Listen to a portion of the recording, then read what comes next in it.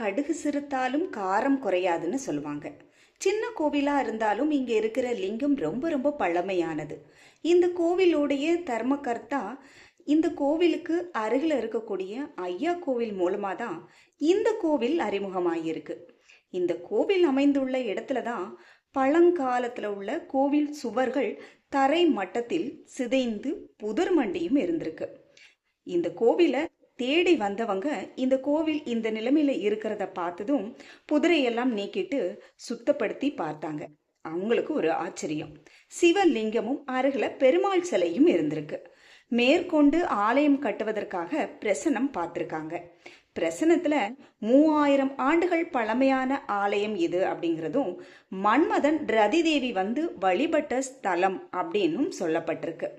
அதுக்கப்புறம் இந்த கோவிலை இவங்க புதுப்பிச்சிருக்காங்க. பெருமாளுடைய சிலை வந்து புதிதா செய்து, ஏன்னா ஒரு சின்ன பழுது இருந்தா கூட அந்த சிலையை வைக்க மாட்டாங்க. அதனால புதுதா பெருமாள் சிலை செய்து அதே மாதிரி ஸ்தாபிச்சிருக்காங்க. சிவன் இருக்கிறதால இங்க அம்மன் சிலையும் இவங்க செஞ்சு இந்த பிரதிஷ்டை பண்ணி இருக்கிறாங்க. இந்த கோவில்ல ஒரு விசேஷம் என்னன்னா, கால பைரவர் எல்லா கோவில்கள்லையும் தெற்கு நோக்கி இருப்பார். இங்க உள்ள பைரவர் மேற்கு நோக்கி இருக்கிறாரு. அது மட்டும் இல்ல, இந்த கோவில்ல பௌர்ணமி ரொம்ப விசேஷமா வழிபடுறாங்க.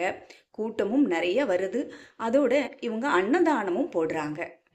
இந்த ஆலயம் தூத்துக்குடி மாவட்டத்துல மேல ஆத்தூர் அப்படின்னு அழைக்கக்கூடிய இடத்துல கைலாசபுரம் அப்படின்னு ஒரு ஊர் இருக்கு.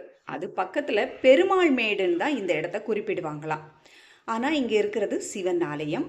பெருமாளும் சேர்ந்து இருக்கிறாரு. அதனால ஆதியிலேயே கைலாசபுரமும் பெருமாள் மேடும் அப்படிங்கிற அந்த பெயர் குறிப்பிடுறதால இது ஆதியிலேயும் சிவன் பெருமாள் இணைந்த கோவிலாத்தான் இருந்திருக்கும் அப்படின்னு சொல்லப்படுது. இன்னும் இந்த ஆலயத்துடைய அம்மன் பெயர் கௌரி அம்மன், இறைவனுடைய பெயர் கைலாசநாதர். பெருமாள் ஸ்ரீதேவி பூதேவி சமேத ஸ்ரீ ஆனந்த வாசுதேவ பெருமாளா வீற்றிருந்து அருள்பாலிக்கிறார்.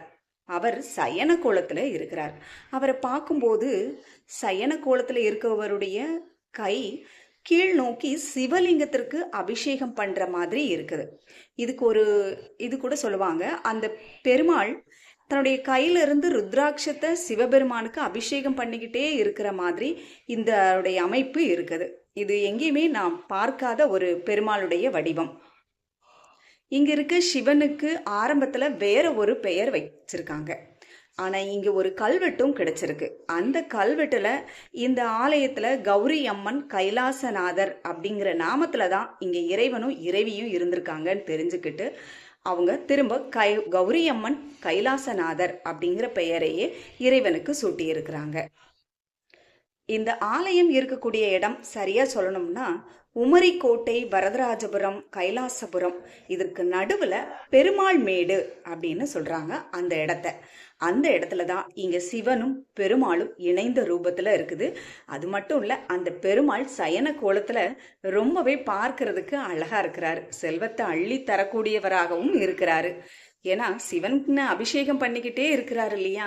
இந்த ஆலயம் எத்தனை பழமையுடையது அப்படிங்கிறது நமக்கு தெரியாட்டாலும் நிச்சயம் இது மிக பழமையான ஒரு லிங்கமாகத்தான் இருக்கும். ஏன்னா இப்போ சமீபத்துல பெருமளவுல சிவலிங்கங்கள் வெளிப்பட்டு இருக்கு.